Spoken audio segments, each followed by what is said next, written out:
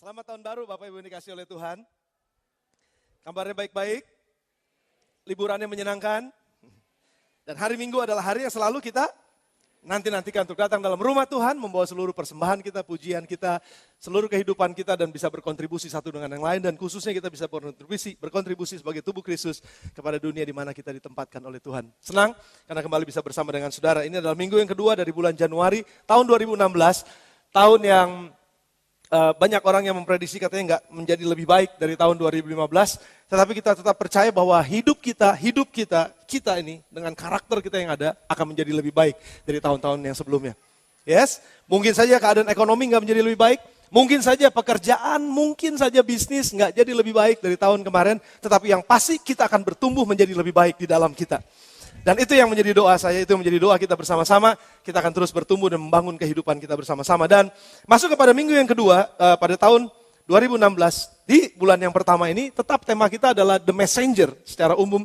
Tetapi kita masuk kepada The Message of Hope, atau pengharapan, pesan pengharapan yang kita punya selama 3 bulan ke depan ini, mulai Januari, Februari, dan Maret.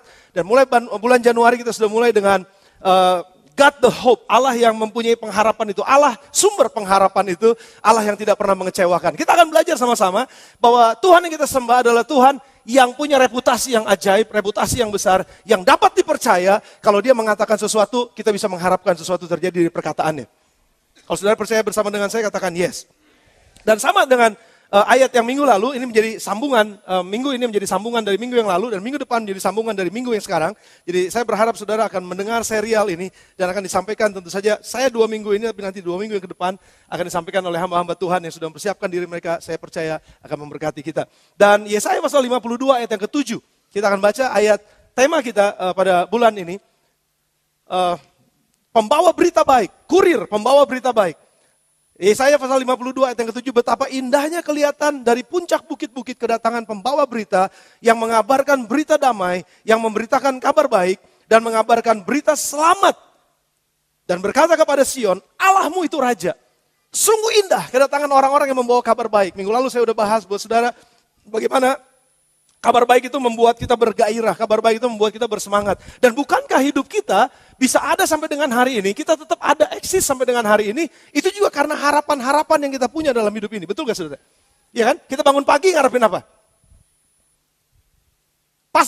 Mungkin saudara ada begitu banyak, 1001 macam harapan yang masing-masing kita miliki. Kalau disatukan mungkin jadi 1001 macam. Tapi kalau secara umum kita bisa gambarkan bahwa pada saat kita bangun pagi, kita berpikir begini, yes, hari ini usaha saya jadi lebih bagus. Sudah terjadi? Belum. Jadi lebih bagus, udah kita lihat? Belum. Tapi ada satu pengharapan. Yes, pagi ini saya ketemu sama pacar baru saya. Oh, itu pengharapan yang luar biasa. Kalau saya pernah khotbahkan pada saudara bahwa rahmatnya selalu baru setiap pagi. Ratapan pasal yang ketiga, pasal yang kedua. Rahmatnya selalu baru setiap pagi. Kasih setianya selalu baru setiap pagi. Dan semua yang baru itu menggairahkan. Ya kan? Saudara punya mobil baru. Tadi malam saudara habis dapat dari showroom mobil baru. Yes, gak tahan bangun pagi. Saudara bangun pagi-pagi saya mau ke gereja pakai mobil baru. Wah, harapannya mungkin gak ketemu sama Tuhan dulu, tapi pakai mobil baru dulu. Karena itu satu pengharapan, ada satu ekspektasi bahwa saya akan menikmati sesuatu yang baru ini. Saudara bisa bayangkan kalau Tuhan terus-menerus setiap hari memberikan sesuatu yang baru buat kita. Dan itu merupakan sesuatu yang menggairahkan buat kita. Bangun pagi tetap semangat saudara. Ada sesuatu yang kita harapkan, ada sesuatu yang kita ekspektasi. Itu ekspektasi tingkat tinggi yang saya bilang, wow, saya mau hidup 1000 tahun lagi karena begitu banyak pekerjaan yang saya harus lakukan, begitu banyak pekerjaan yang harus saya selesaikan. Ada begitu banyak visi yang Tuhan berikan yang saya akan lihat, kita semua akan lihat dan kita nggak pernah lihat sekarang, tapi kita percaya kita akan lihat nanti. Cuma belum ada, tapi itu baru pengharapan. Sama seperti Roma pasal yang ke-8, Rasul Paulus sendiri katakan bahwa pengharapan yang sudah kita lihat bukan lagi pengharapan. Karena kita udah lihat. Tapi justru karena kita belum lihat, kita mengharapkan itu akan terjadi dan kita menantikannya dengan tekun. Tekun. Saya mengharapkan, kami mengharapkan, saya happy bersama dengan saya, kami mengharapkan anak-anak kami bertumbuh dengan dewasa, takut akan Tuhan, cinta Tuhan, pintar sekolahnya, berhasil di dalam kuliahnya, berhasil nanti dalam bisnis atau pekerjaannya, dan yang paling pasti dapat jodoh yang takut akan Tuhan. Itu pengharapan orang tua. Jadi setiap kali kami bangun pagi-pagi, saya selalu doakan tumpangan tangan buat mereka. Mau tidur, tumpangan tangan buat mereka. Dengan harapan, kalau enggak, ngapain saya berdoa buat dia? Kalau enggak punya harapan apa-apa buat dia. Tapi karena saya punya harapan, maka saya punya sesuatu. Walaupun mungkin ngantuk-ngantuk, capek-capek mungkin. Ada sesuatu yang harus saya kerjakan untuk mencapai kepada pengharapan tersebut. Itulah yang membuat kita bergairah. Itulah yang membuat kita jadi kuat untuk hidup sampai dengan hari ini. Karena saya mengharapkan hidup saya besok lebih baik daripada hari ini. Hidup saya hari ini pasti lebih baik dari kemarin. Tapi hidup saya besok pasti lebih baik daripada hari ini dan kemarin. Itu jadi pengharapan, saudara. Saya mengharapkan, suami saya akan menjadi lebih baik, suami yang lebih berwibawa dan bijaksana. Saya mengharapkan istri saya menjadi istri yang lebih lembut hatinya. Saya mengharapkan bahwa anak-anak saya menjadi anak-anak yang taat, cinta, sama orang tua. Saya mengharapkan, terus karena ada pengharapan, maka kita melakukan sesuatu yang harusnya kita lakukan untuk mencapai kepada harapan tersebut. Kalau nggak ada harapan, orang berhenti untuk hidup, saudara. Tapi justru karena ada harapan, karena ada passion, karena ada satu ekspektasi bahwa saya akan melihat sesuatu yang lebih baik besok. Saya akan melihat sesuatu yang lebih luar biasa, pelayanan-pelayanan yang lebih baik, usaha bisnis yang lebih baik. Saya mengharapkan itu, yes, kita mengharapkan itu semua. Dan karena pengharapan itulah maka kita hidup.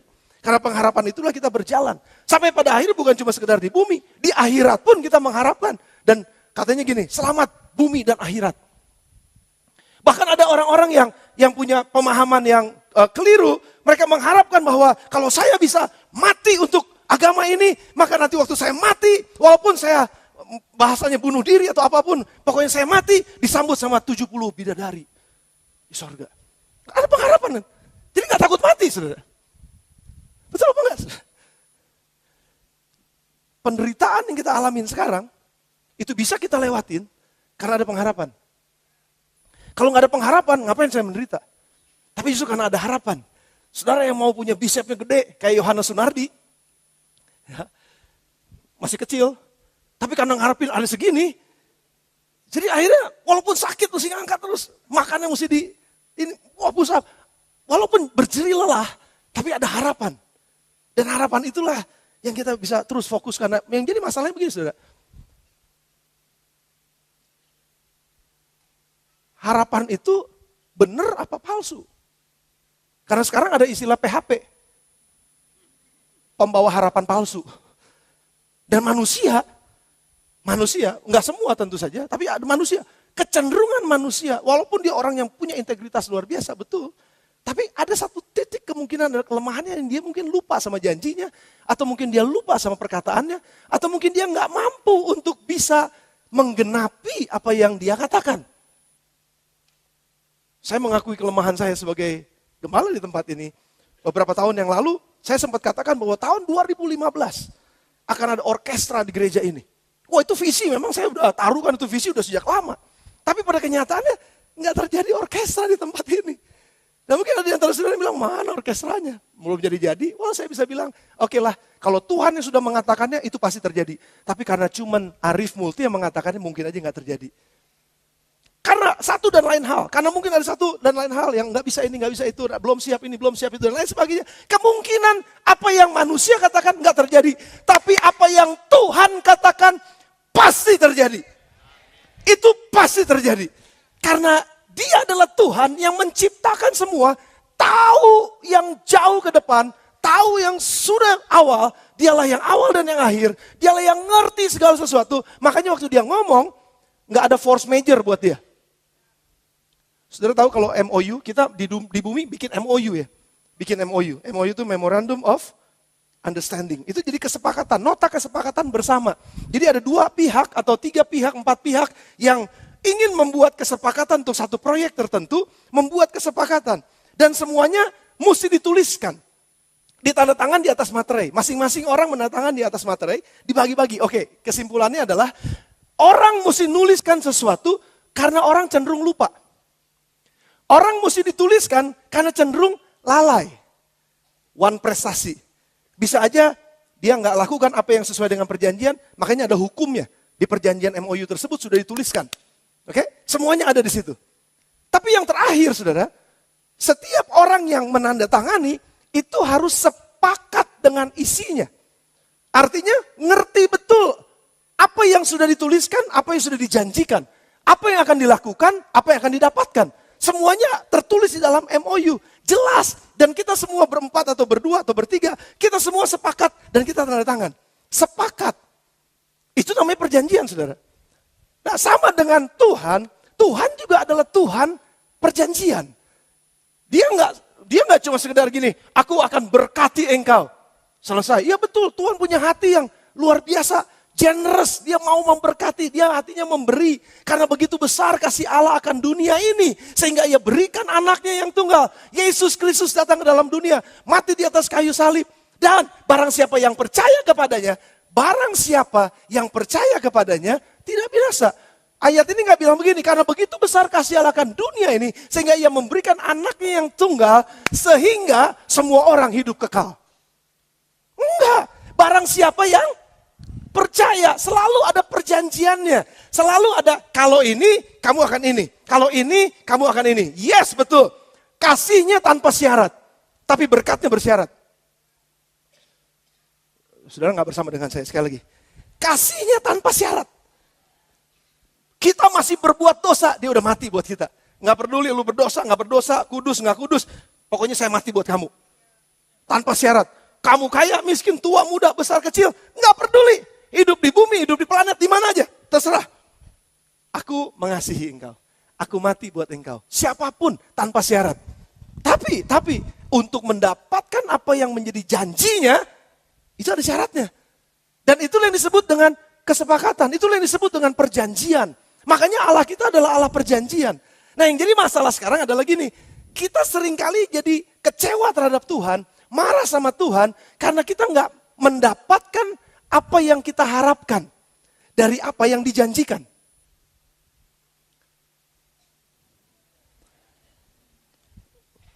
Saya bangga sama jemaat Bethlehem nih, pemikir semuanya. Betul, harus begitu saudara.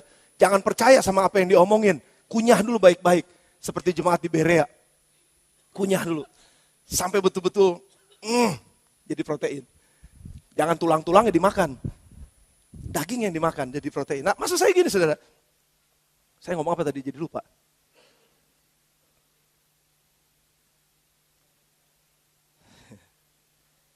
Yang jadi masalahnya kenapa manusia kecewa? Karena dia tidak mendapatkan apa yang dia harapkan sesuai dengan apa yang dijanjikan. Betul gak? Kan orang kecewa. Kenapa kecewa? Kenapa kecewa? Kenapa marah? Karena apa yang dia harapkan tidak dia dapatkan. Dan apa yang dia harapkan sebetulnya itu datang dari apa yang dia dengar kan. Apa yang dia dapatkan.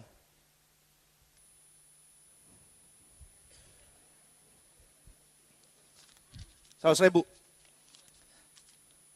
Kasih jangan ya. Kasih jangan. Oh jangan, tante bilang jangan. Kasih jangan. Oh kasih. Saya janji akan kasih ini. 100.000 nih, ini benar, ini uang asli. Sama orang yang mau maju ke depan. Saya janji saya kasih. Tapi, kalau udah terima, tolong masukin amplop persembahan kasih. Wah perjanjian dong, perjanjian. Boleh apa enggak? Boleh apa enggak? Boleh dong. Ya uang-uang saya kok. Apa saudara mau bilang saya nggak adil? Ya nggak adil kok udah ngasih mesti dikasih lagi. Saya betul, saya berjanji. Saudara percayalah sama saya gembala di tempat ini. Saya nggak mungkin bohongin saudara. Yang mau maju ke depan akan terima uang ini. Tapi dengan syarat maju ke depan. Yang kedua, setelah dapatkan uang ini, nanti pulang masukkan dalam amplop, masukkan ke dalam kotak persembahan. Kalaupun saudara nggak masukkan dalam kotak persembahan, saya nggak tahu. Jadi terserah saudara. Tapi syarat saya itu. Siapa yang mau? Saya kasih beneran, saya kasih kok. Saya nggak ada janji, ini spontan. Jadi saya nggak ada janji sama Pastor Elisa, nggak. Nah, apa jadinya kalau saya udah bilang, wih, banyak bener duitnya nih. baru dapat apa namanya, angpau dari istri. Karena memang saya nggak pernah pegang uang sebenarnya. Istri saya yang pegang. Apa jadinya kalau saya udah bilang, saya akan kasih ini, barang siapa ada yang maju, saya akan kasih. Oke? Tapi ya tadi itu syaratnya gitu.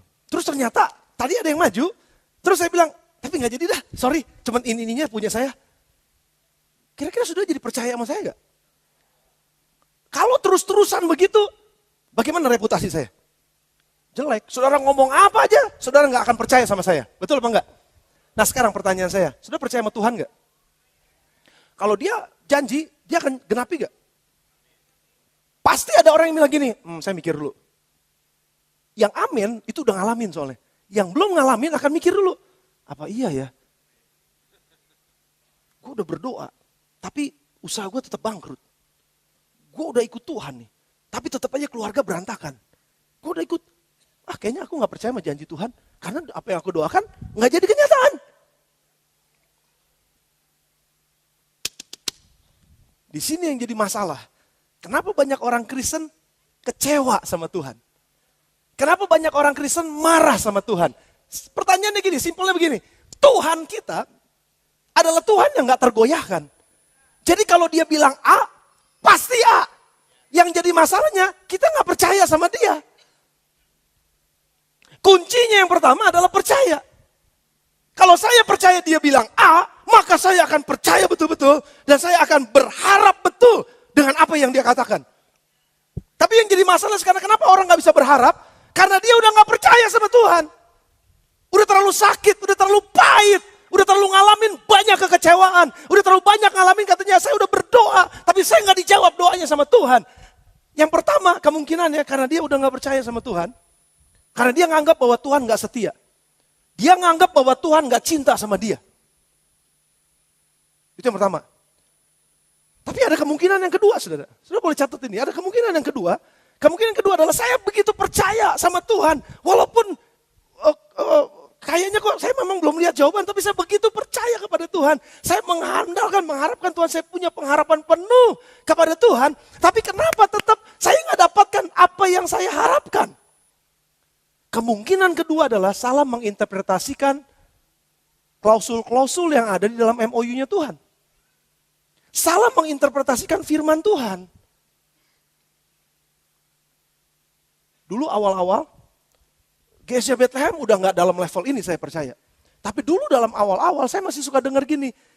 Pokoknya ya kalau jadi orang Kristen ya, mana pasti jadi orang kaya. Kalau jadi orang Kristen ya, semua pintu dibukakan sama Tuhan. Jadi gampang, hidupnya jadi gampang. Percaya sama Yesus tuh, jadi gampang. Sorry, itu tipe orang Kristen seperti tukang obat. Makan ini, jadi sembuh. Dia sendiri gak makan. Dia sendiri gak ngalamin. Dia cuma jualan obat soalnya. Well, atau mungkin juga dia sales apapun, entah apapun. Maksud saya adalah begini, saya gak ngejelekin tukang obat, saya gak jelekin sales, saya bukan itu. Tapi yang pasti adalah dia salah menerjemahkan apa yang Tuhan mau. Orang Kristen mesti sehat loh. Kalau sakit-sakitan berarti dia dikutuk. Ada yang kayak begini saudara. Sehingga orang Kristen yang ngalamin satu pergumulan dengan penyakit yang menaun dalam tubuhnya. Jadi ngerasa tertuduh. Seolah-olah gila ya gue orang terkutuk banget ya. Jadi akhirnya hidupnya jadi dalam kutuk saudara. Ada orang-orang yang orang Kristen yang terus bergumul di dalam hal mungkin ekonomi. Saya nggak bilang bahwa mungkin dia nggak ada dosa atau apapun itu keadaannya. Tapi ada orang-orang Kristen yang udah setia, tapi kok bergumul terus, bukan setia maksud saya, percaya kepada Yesus tapi terus bergumul dalam hal keuangan. Kemungkinannya dia punya satu pemahaman yang keliru tentang apa yang Tuhan janjikan. Apa yang saya maksudkan dengan ini semua? Saya mau masuk kepada 2 poin ini. Yang pertama Tuhan punya reputasi. Yang kedua kemungkinan yang orang Kristen salah menerjemahkan apa yang menjadi maksudnya Tuhan. Atau apa yang menjadi intentionalnya Tuhan buat kehidupan kita. Yang pertama, Tuhan punya reputasi sebagai pembawa pesan. Kita mesti percaya itu. Bahwa Allah kita tidak pernah berubah. Dia adalah Allah, ya dan amin. Dia Allah yang tahu semuanya. Dia Allah yang mengerti semua keadaan kita. Dia Allah yang tahu masa depan. Dia Allah yang tahu masa lalu. Dia Allah yang tahu masa sekarang. Dia Allah yang ngerti segala macamnya. Dia Allah yang jelas tahu. Dan dia dapat dipercaya. Kita ada di halaman yang sama dengan hal ini. Saudara sama dengan saya bahwa kita tetap bisa percaya kepada Tuhan. Kalau ada saudara yang ngalamin sudah nggak bisa lagi percaya kepada Tuhan karena saudara mengalami hal-hal yang nggak nyaman, hal-hal yang sepertinya Tuhan nggak jawab doa saudara, mulai dari titik ini dulu aja. Percayalah kepada Tuhan dengan segenap hatimu, maka Ia akan menuntun jalan-jalanmu. Mulai kembali percaya kepada Tuhan bahwa Dia ada. Mulai kembali percaya kepada Tuhan bahwa Dia Allah yang mau berperkara dengan kita. Kalau ada kesalahan-kesalahan mungkin kita tidak mempercayai Tuhan, minta maaf aja sama Dia. Datang aja sama Dia. Katakan kepada Dia bahwa, Bapak, aku tetap mau percaya kepada Tuhan. Apapun yang terjadi hari ini, aku tetap mau mengucap syukur bahwa aku tetap bisa hidup sampai dengan hari ini. Allah bisa dipercaya. Allah kita adalah Allah yang sempurna. Allah kita adalah Allah yang begitu baik. Janjinya, Mazmur 12 ayat yang ke-7. Dibilangnya begini, janji Tuhan itu murni. Mazmur 12 ayat yang ke-7. Janji Tuhan itu murni. Ayat yang ke-6 berarti. Itu rupanya ayat yang ke-8. 12 ayat yang ke... Nah ayat yang ke-7-nya itu, ini ayat yang ke-6. Janji Tuhan adalah murni bagaikan perak yang teruji. 7 kali dimurnikan dalam dapur peleburan di tanah. 7 kali. Saya nggak tahu sini ada tukang emas atau enggak. Kalau ini bicara perak. Kalau tukang emas dileburkan itu nggak tahu berapa kali. Tapi yang pasti beberapa kali dipanaskan. Beberapa kali dalam pengertian bukan 100 derajat. Tapi bisa 700 derajat Celcius dipanaskan itu. Dilebur sehingga jadi emas murni. Kalau ini disebut bagaikan perak yang teruji. Murni. Karena apa? 7 kali dipanasin. 7 kali dilebur. Sudah bisa bayangin nggak? Gimana kita nggak bisa percaya kepada Dia? Bahwa Dia nggak tergoyahkan. Kita nggak percaya, Dia tetap dapat dipercaya. Kita percaya memang Dia layak dipercaya. Tapi kalaupun kita nggak percaya, Dia tetap Allah yang bisa dipercaya loh saudara. Jadi artinya kita nggak punya pilihan untuk tetap percaya sama Dia. Nggak punya pilihan lain. Maksud saya begini, kalau saudara tetap nggak percaya kepada Dia, ya saudara akan hidup di luar perjanjiannya. Karena saudara nggak mau teken MOU dengan Dia. Tapi kalaupun sudah bilang, susah sih memang. Tapi sudah bilang, aku tetap mau percaya. Saudara, tahap pertamanya silahkan masuk dulu dalam MOU yang bersama dengan Tuhan. Dalam perjanjiannya Tuhan. Masuk aja dulu. Percaya dulu sama janjinya. Ini persuasi yang saya berikan kepada saudara.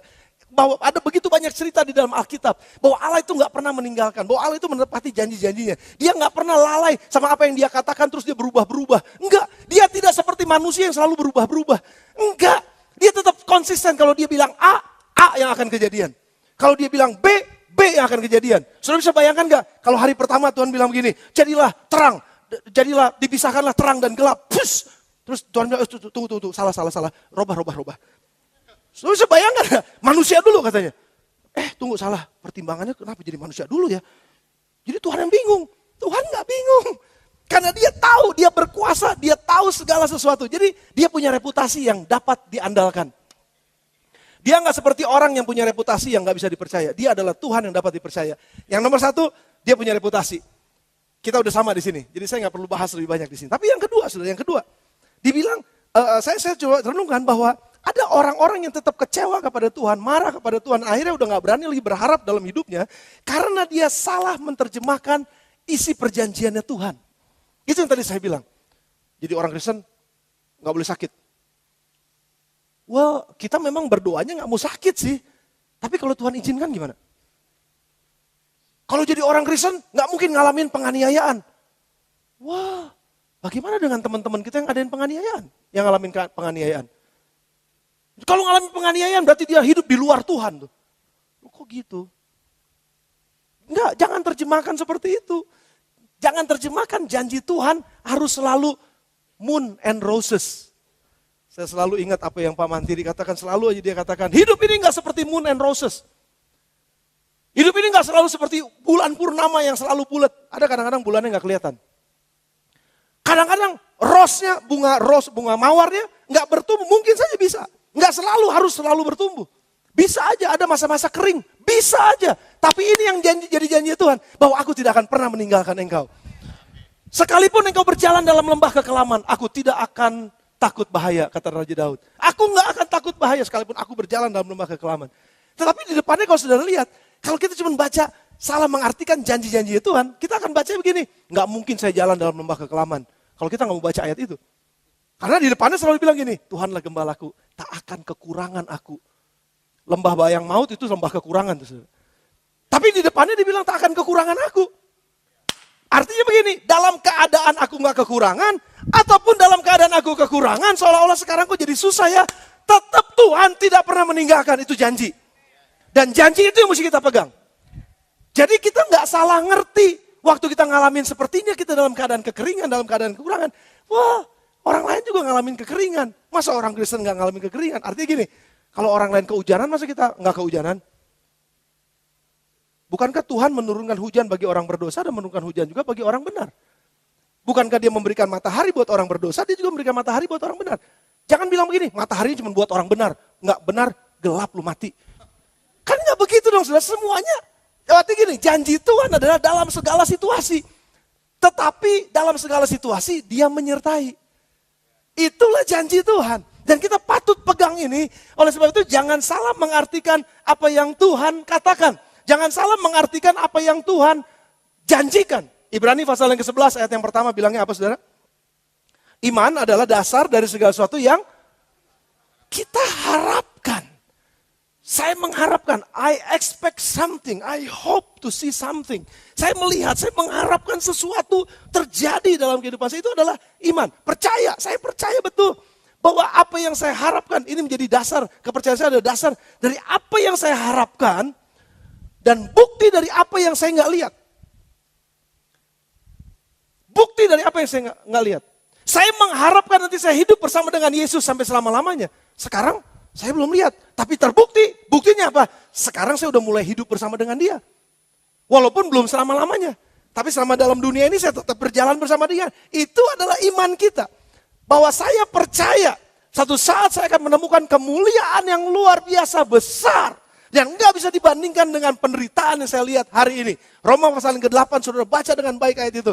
Kita baca aja ayatnya. Saya suka dengan ayat ini. Saya terinspirasi dengan ayat ini. Makanya kenapa ada tema The Message of Hope. Karena Roma pasal yang ke-8. Kita lihat aja ada satu ayat yang sangat mengena dalam roh saya, dalam batin saya ketika saya membaca ini. Ayat yang kedua. Saya nggak bisa lihat. Ayat 24. Sebab kita diselamatkan dalam pengharapan. Tetapi pengharapan yang dilihat bukan pengharapan lagi. Sebab bagaimana orang masih mengharapkan apa yang dilihatnya. Tetapi jika kita mengharapkan apa yang tidak kita lihat, kita menantikannya dengan tekun. Kita belum ada di sorga, tapi kita hidup dengan suasana sorga.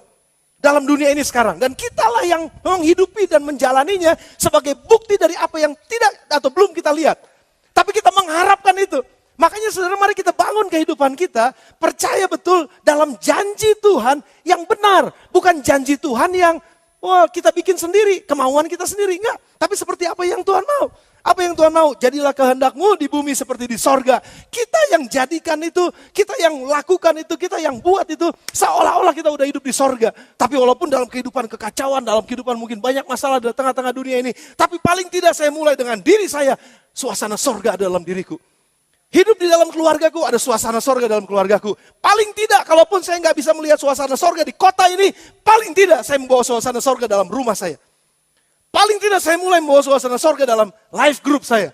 Paling nggak ada sorga di situ, walaupun saya nggak bisa lihat dalam kota ini. Tapi kalau kita udah sampai ke sana, ada begitu banyak nanti life group yang ada di kota ini yang bertumbuh. Suasana sorga ada di life group kota Bogor. Bogor, Selatan, Barat, Timur, Tengah, Utara, Selatan, semua ada life group dan semuanya menghadirkan kerajaan sorga. Bukankah kota ini akan menjadi seperti sorga? Yes, saudara, udah lihat belum? Belum, kita belum lihat sorganya, tapi kita udah harapkan. Saya mau ada di sana. Walaupun saya belum lihat itu, tetapi saya udah rasakan itu sekarang. Bukti dari apa yang tidak kita lihat. Sudah terbukti itu yang saya bangun di sini. Jadi saudara, jangan kita berpikir bahwa nanti Tuhan akan membawa sorganya ke dalam dunia ini dan kita cuma berdiam saja. Enggak, itu bagian kita yang harus kita lakukan. Makanya pengharapan kita jangan salah. Katanya Yesus datang untuk membawa damai. Masa ini di rumah saya nggak ada damai? Mana nih damainya? Mana damainya?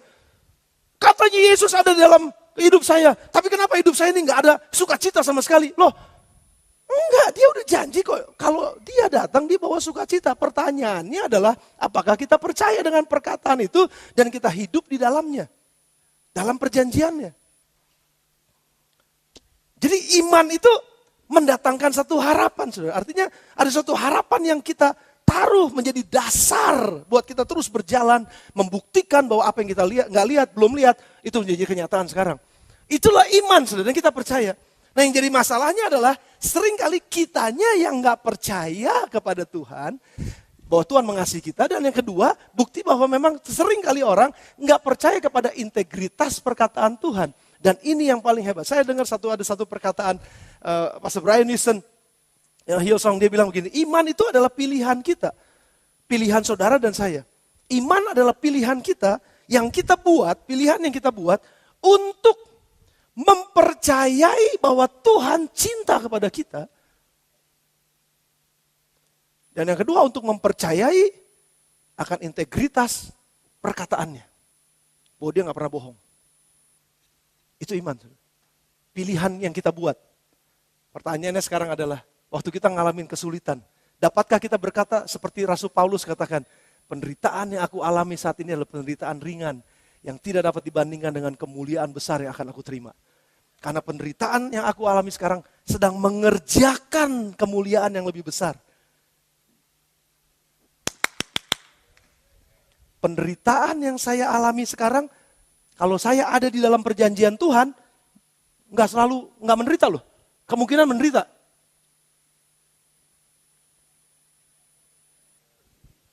Saya tahu sudah lagi mikir. Nggak apa-apa. Paulus ada di dalam perjanjian Tuhan. Paulus hidup di dalam rancangannya Tuhan. Tapi dia ngalamin karam kapal. Dia ngalamin digebukin orang. Dia ngalamin ditimpukin. Dia ngalamin hampir mati. Dia ngalamin di penjara. Dia ngalamin difitnah. Dia ngalamin dikejar-kejar. Dia ngalamin mau dibunuh. Dia ngalamin masuk penjara. Dia ngalamin penganiayaan. Dia ngalamin berbagai macam. Tapi dia hidup di dalam perjanjiannya Tuhan. Aneh gak? Dan apa yang dia bilang? Penderitaan kecil yang aku alami sekarang. Kecil yang aku alami sekarang. Aduh, saya kalau baca ini nangis. Gimana kalau saya ditimpuk? Itu udah masalah besar buat saya. Dan mungkin masalah besar buat saudara. Gila, gembala gue ditimpukin sama orang. Saya nggak tahu apa saudara akan bertahan terus dalam gereja ini atau enggak. Saya nggak tahu. Saya nggak mau ngomong yang macam-macam. Tetapi kalau sampai terjadi satu penganiayaan misalnya. Wah, saya kalau baca ini saya nangis. Apakah mungkin saya bisa ngomong kayak Paulus? Bahwa justru penderitaan di tengah-tengah perjanjian yang Tuhan berikan kepada saya alamin ini. Kalau saya jalanin dengan tekun, menantikan dengan tekun, sebenarnya penderitaan ini sedang mengerjakan satu kemuliaan yang sangat besar. Tanpa penderitaan ini, gak ada yang dikerjakan untuk kemuliaan yang besar. Artinya tanpa penderitaan, gak ada kemuliaan. No pain, no gain. Gak ada itu saudara. Jadi itu yang Paulus bilang. Makanya kita jangan cuma mikir berkat. Jadi orang Kristen saya diberkati. Hey, haleluya. Mobil baru lagi. Rumah baru lagi.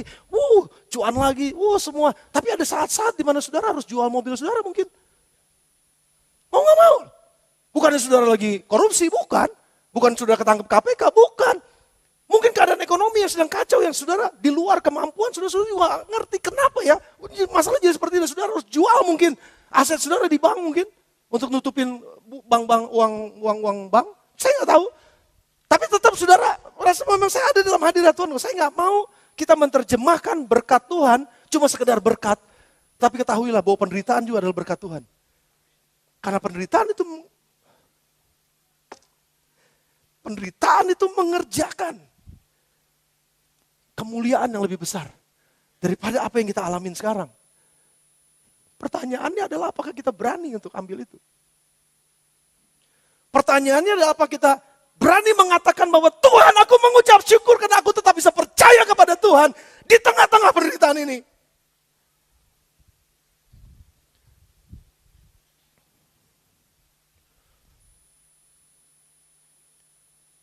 Saya gak mau kita jadi orang Kristen yang cuman gemuk sama berkat. Yang pemahamannya salah. Berkat itu selalu harus sehat. Berkat itu selalu harus kaya. Berkat itu harus selalu dapat cuan. Berkat itu harus selalu untung. Berkat itu harus selalu menyenangkan. Berkat itu harus selalu yang hidupnya nggak ada apa-apa. Nyaman, semuanya enak. Tunggu dulu, kebanyakan orang nyaman jadi lupa sama Tuhan. Seberapa banyak kita ingat berdoa waktu kita diberkatin? Nggak banyak, cuma bilang gini, terima kasih Tuhan buat berkat ini. Yes, Tuhan baik. Yes, Tuhan baik. Tapi begitu kita masuk kepada satu pergumulan, persoalan, doa saudara bukan cuma, yes Tuhan baik. Dan bisa berjam-jam kita berdoa, betul apa enggak saudara? Kenapa Tuhan izinkan kadang-kadang kesusahan terjadi? Saya nggak tahu kenapa saya ngomong ini, saya nggak tahu. Tapi ada beberapa di antara kita mungkin yang sedang mengalami penderitaan itu dan saudara mau quit, saudara mau putus harapan dan saudara bilang, saya berhenti percaya kepada Tuhan. Saya nggak mau. Saya mau bilang pada saudara, pada pagi hari ini perintah Tuhan, ini firman Allah. Mereka sedang mengalami penderitaan hari ini.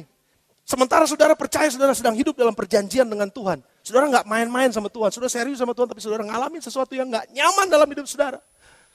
Seperti doa saya nggak dijawab. Apa yang saya lakukan gagal. Kenapa Tuhan ini terjadi? Mungkin saudara sedang pahit dalam masalah itu. Tapi ketahuilah bahwa penderitaan yang saudara sedang alamin sekarang sudah mengerjakan kemuliaan yang lebih besar daripada apa yang saudara alamin sekarang. Dan Tuhan sudah sediakan itu bagi orang-orang yang mengasihi dia. Makanya kenapa dia bilang Tuhan turut bekerja dalam segala sesuatu untuk mendatangkan kebaikan bagi mereka yang mengasihi dia.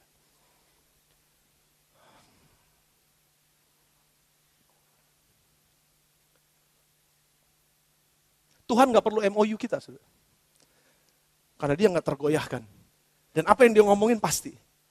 Gak mungkin berubah. Jadi gak perlu kita bilang gini, mana buktinya Tuhan? No, tuh Alkitab udah ada buktinya. Tapi yang nomor 2, kita mesti memahami apa yang dia tulis. Supaya kita gak salah interpretasi, sehingga salah nulisnya. Atau kita salah untuk melakukannya.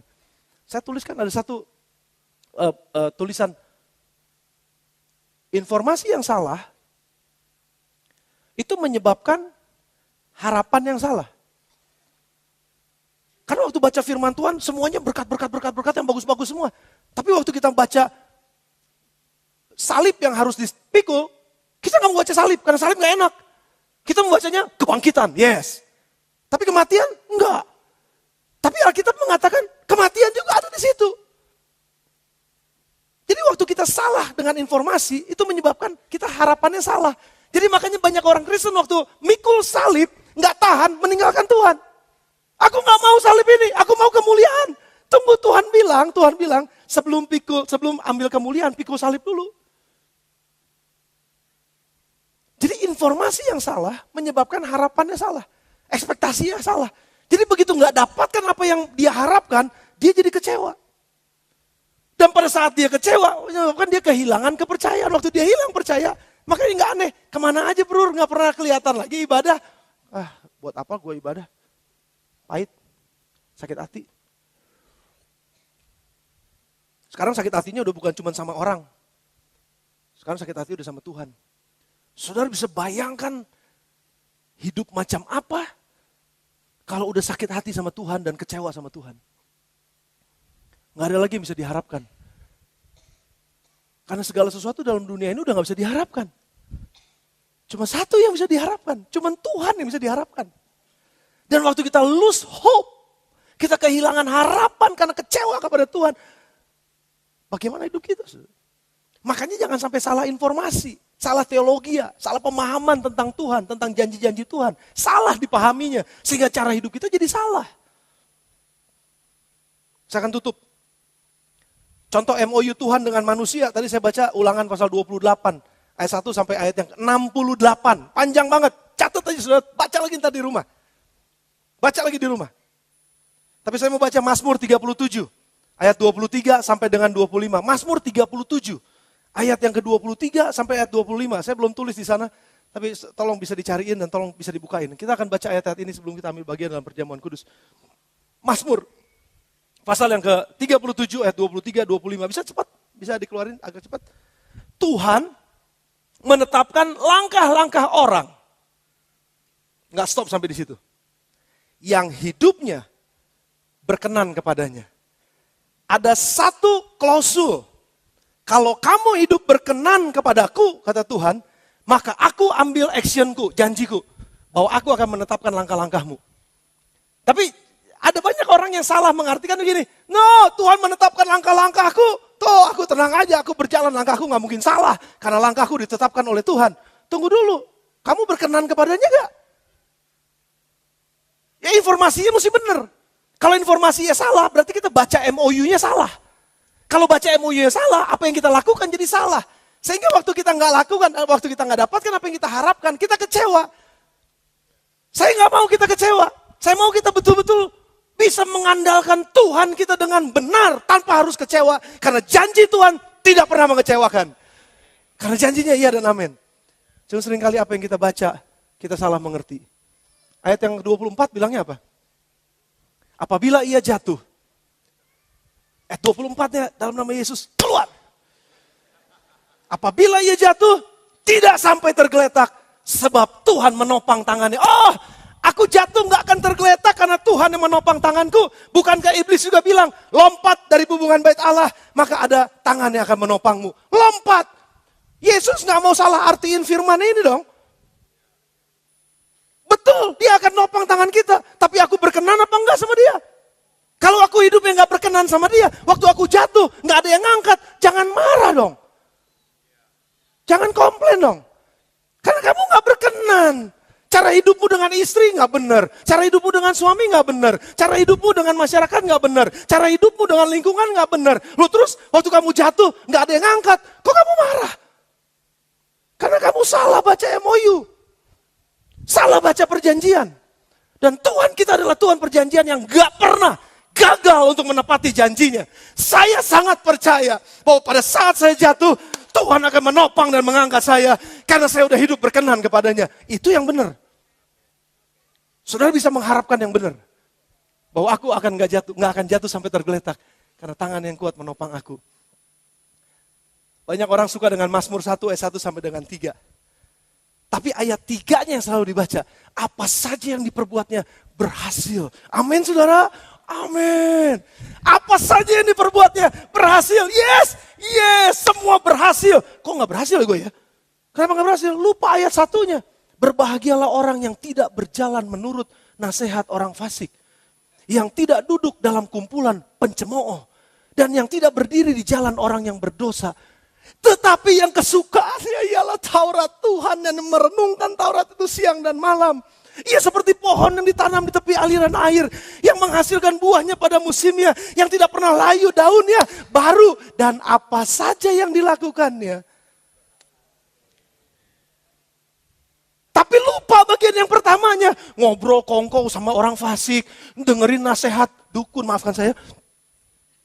Sama orang-orang yang aneh-aneh, yang gak percaya kepada Tuhan. Marah mengarahinnya kepada Allah-Allah yang salah. Dan akhirnya penyembahan-penyembahan yang salah. Bukan penyembahan kepada Tuhan pencipta langit. Penyembah kepada Allah yang lain. Dan akhirnya jadi salah, pikiran jadi salah. Tapi kenapa gue gak berhasil ya? Ya lu duduknya sama orang pencemooh. Sudah ngerti maksud saya?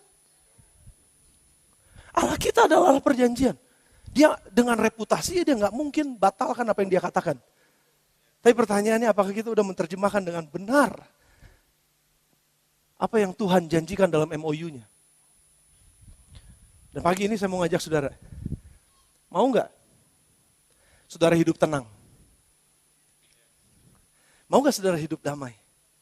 Mazmur 62 ayat yang kedua. Tutup dengan ini. Mazmur 62 ayat yang kedua. Hanya dekat Allah saja aku tenang. Daripadanya lah datang pertolonganku. Hanya dekat Allah saja aku tenang. Daripadanya lah datang keselamatanku. Daripadanya lah semua aku tenang, aku selamat di dalam Tuhan, aku selamat ya. Tapi hanya dekat Allah saja. Sedekat apa kita dengan Allah? Sedekat apa kita ngobrol sama dia? Sedekat apa kita mencurahkan isi hati? Sedekat apa kita bisa mengenal isi hatinya? Sedekat apa kita bisa mengenal perasaannya? Sedekat apa kita bisa mengenal pikirannya? Sedekat apa kita sama Tuhan sehingga kita bisa tenang? Karena di luar Tuhan gak ada ketenangan. Cuma di dalam Tuhan ada ketenangan. Dan kita sering dengar itu di dalam Tuhan ada kenangan. Yes betul, kita datang ke gereja seolah-olah kita datang ke gereja itu udah dekat sama Tuhan. Enggak. Percayalah, percayalah. Orang yang datang ke gereja belum tentu dekat sama Tuhan. Tapi saya percaya di tempat ini, orang yang datang ke tempat ini dekat sama Tuhan pasti. Saudara semua pasti dekat sama Tuhan. Hidup saudara pasti tenang. Tapi kalau ada pertanyaan, kenapa saya masih belum tenang? Koreksi dulu. Apakah betul saya udah dekat sama Tuhan? Apakah betul saya udah dekat sama Tuhan? Karena kalau saya dekat dengan Tuhan saja, aku tenang. Daripadanya lah keselamatanku.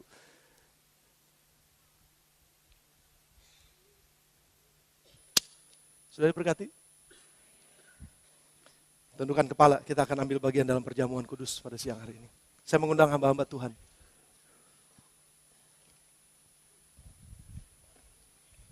Sambil merenungkan firman ini. Mengoreksi hidup kita masing-masing. Yesus.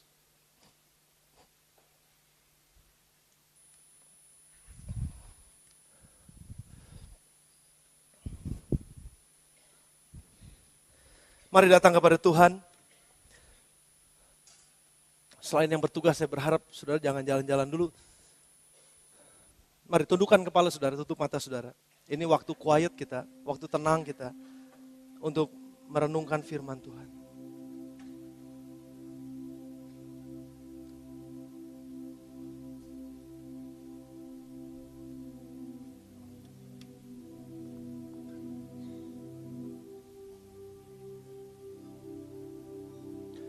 Waktu yang terbaik adalah dalam hadirat Tuhan.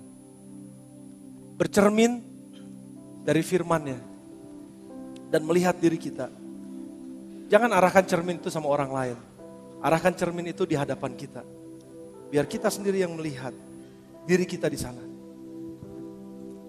Apakah saya percaya kepada Tuhan dengan benar?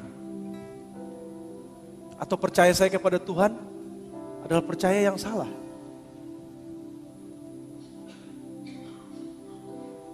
Itulah makanya kenapa kita mesti ngerti firman Tuhan.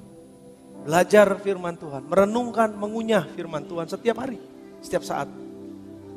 Karena dengan demikian kita bisa mengenal jalan-jalannya. Mengenal perjanjian-perjanjiannya. Sehingga kita bisa hidup sesuai dengan MOU-nya.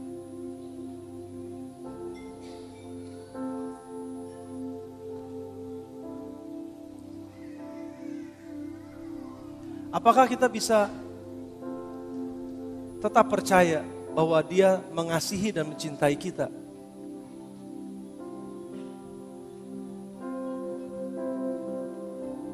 Mungkin ada tuduhan di dalam hati saudara yang bilang, kamu mah orang gak bener. Kamu mah gak layak dicintain sama Tuhan. Firman Allah sendiri dengan jelas katakan, Dia mati buat kita, disembelih buat kita, karena kasih-Nya yang besar buat kita. Sebab kamu berharga di mataku. Itu firman Tuhan. Kamu berharga. Kalau orang lain bilang kamu gak berharga, Tuhan bilang kamu berharga. Kalau orang lain bilang kamu gak ada artinya dalam dunia ini, Tuhan bilang kamu punya arti karena engkau diciptakan menurut gambar dan rupa Tuhan. Bisakah kita ngelihat bahwa Tuhan tetap cinta kepada kita? Kembalikan percayamu kepada Tuhan. Bahwa Dia tetap mencintai kita. Dia mencintai kita apa adanya. Tapi Dia gak mau kita tetap ada di tempat apa adanya. Dia mau kita naik kepada kemuliaan yang lebih besar. Berubah dan diubahkan. Karena kita hidup dalam MOU-nya. Allah perjanjian adalah Allah yang menepati janjinya. Maukah saudara hidup dalam lingkaran perjanjiannya? Kalau yes, mari kita buat komitmen pagi ini. Dengan mengambil bagian dalam perjamuan kudus. Ambil roti dan air anggur yang melambangkan tubuh dan darah Yesus. Lambang bahwa kita mau ada di dalam Dia dan Dia di dalam kita.